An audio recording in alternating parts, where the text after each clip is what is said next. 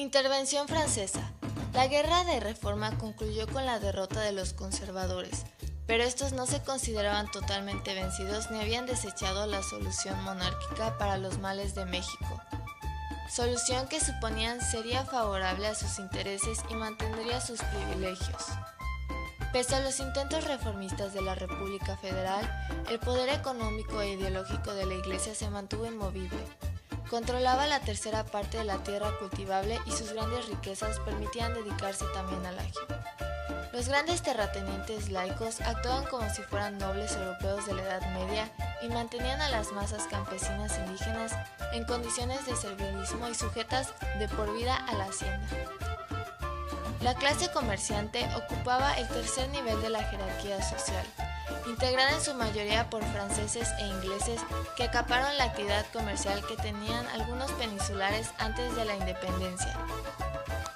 La inmensa parte de la población de la clase campesina estaba constituida por campesinos, que son indígenas que vivían en las haciendas como servidumbre, indígenas aparceros.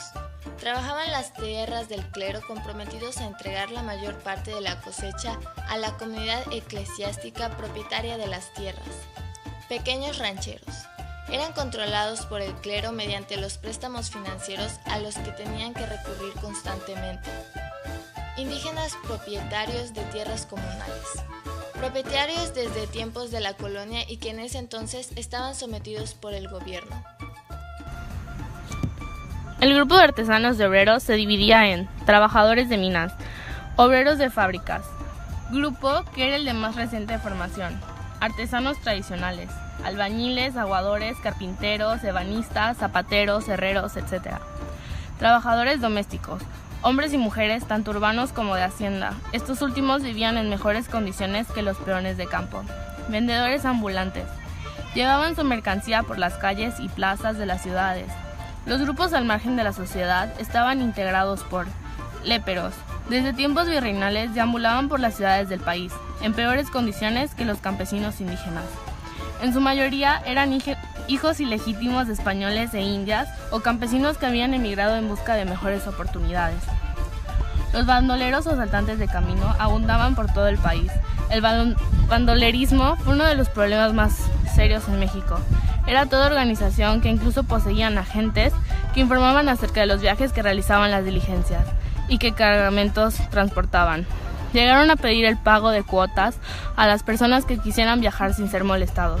Los bandoleros eran un favorecedor creyente e invocaban la protección divina antes de dedicarse a su trabajo. Cuando habían luchas armadas, los bandoleros se reclutaban como mercenarios con propósito de obtener dinero con sus conocimientos en armas. En 1861, cuando el gobierno de Juárez se instaló, los problemas más urgentes eran la pacificación del país. Era un problema difícil de solucionar, ya que existían aún defensores del conservadurismo, que hacían guerrillas y se acercaban más a la capital, amenazando con nuevos estilos de violencia.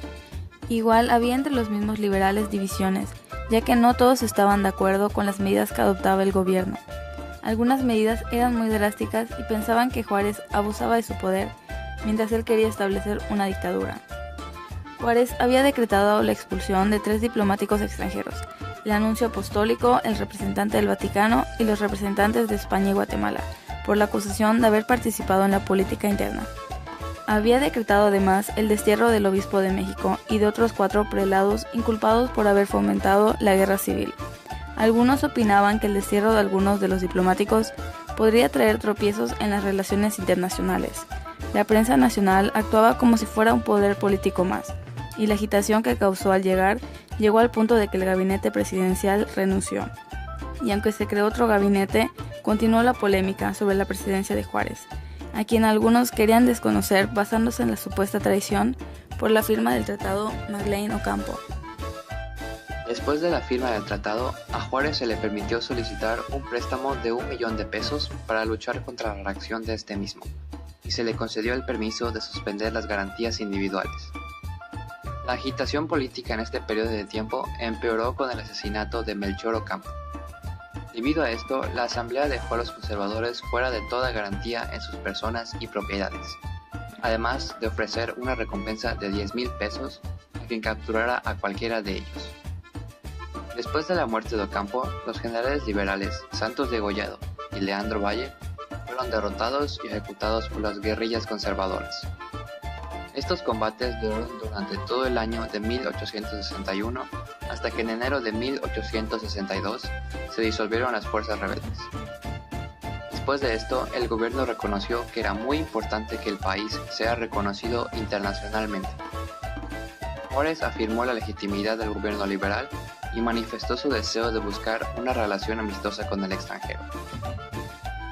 En junio de 1861, el Congreso declaró a Juárez presidente constitucional para el cuatrienio de 1861 a 1865. Durante ese periodo, el problema más grande era el de una crisis financiera. Los bienes del clero se habían confiscado teóricamente, pero luego se encontró que la riqueza eclesiástica valía menos de lo que suponía. Igualmente, no eran de mucho uso, porque no se podían vender de una sola vez, por motivos religiosos, porque la oferta era muy superior a la demanda y debido a que no todos los bienes pertenecían a la iglesia, por lo que el gobierno no podría quedarse con el producto de la venta.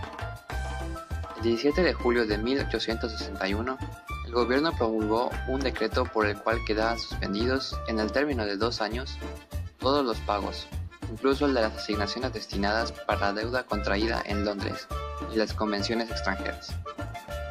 La deuda contraída en Londres era en realidad la última convención de la deuda que tenía México con Inglaterra desde los primeros años de independencia.